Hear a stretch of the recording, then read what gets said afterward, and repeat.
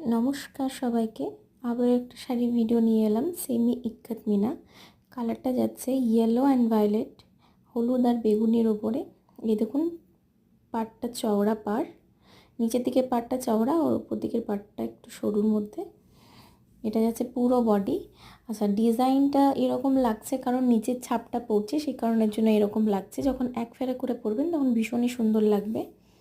কালারটা যাবে yellow and violet. এই যে এটা যাচ্ছে আঁচল, আর এটা যাবে ব্লাউজের পিস। কেউ যদি ভাবে যে গায়ে হলুদে পরবে তো ভীষণভাবে সুন্দরভাবে যাবে। এই যে পুরো বডি, এটা আরেকবার আঁচলটা দেখিয়ে দিচ্ছি। এটা আঁচলটা পুরো। আচ্ছা, যদি কারোর ভালো লাগে তাহলে মেসেজ করবেন।